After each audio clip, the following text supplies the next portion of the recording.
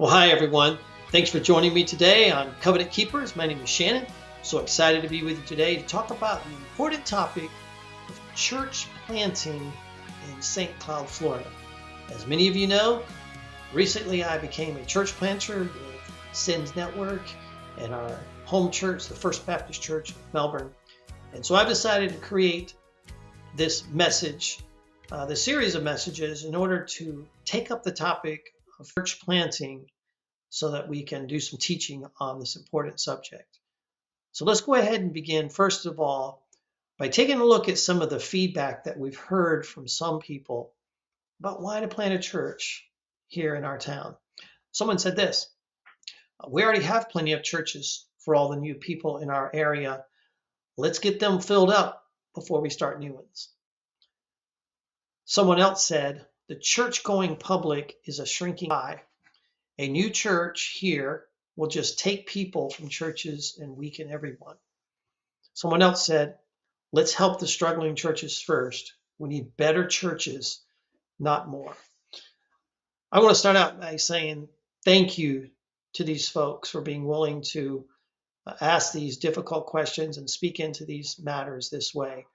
It gives us something really important to talk about and something great to address. So I'm going to first of all say, we want to go to the Bible. Take a look at what does the scripture have to say about church planting and about the need to multiply in a community like ours. The most natural place to go to, I think, is the Great Commission. As you know, the Great Commission given by Jesus to his apostles says that they were to go into all the nations. They were to baptize. They were to make disciples and then go out into all the world and do this. And Jesus gave a promise that he would be with them until the end of the age. And that part about being with them to the end of the age is really important because it communicates to us that it was Jesus's commission that this church planting, this discipleship making process of going out and proclaiming the gospel was to be perpetual until Christ returned at the end of the age. And so we would say to people who would push back on church planting that we are simply following the New Testament commission to continue to church plant until Jesus comes back. A second reason why we believe church planting is important.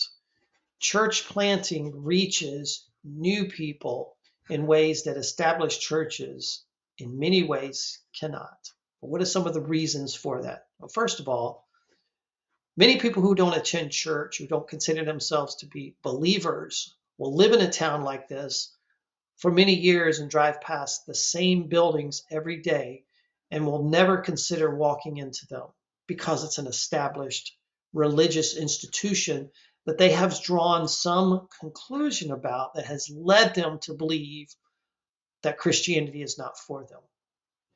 Church planting can come into a town, can engage these same people with the message of the gospel in very organic ways by embedding themselves into community institutions, by creating opportunities for dialogue in homes, in coffee shops, in public squares, without having an established building.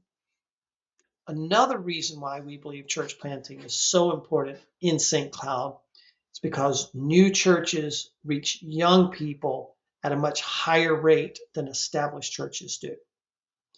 Young people consistently show that they desire to be engaged in new initiatives in ways that allow them to use their giftings and their skills and their passions in ways that they may not be able to use them in an established church. Also, we have a lot of people moving here from other countries and other cultures. Across the board, people move into a town like this without a connection to their culture. And one of the first things they do is they start looking for opportunities to connect with people that they understand and that they can relate to. Many of those people will seek out a church that has their community at large represented in that church, and many times that is going to be a church plant. We would also say to the established churches here in St. Cloud that we desire to partner well with you. We believe there's good work going on.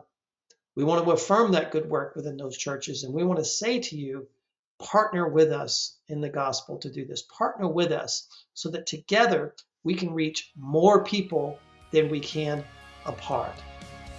Well, that's it for today's episode of Covenant Keepers and Church Planting. We'll be back next time to discuss more on this important topic. We'll see you then.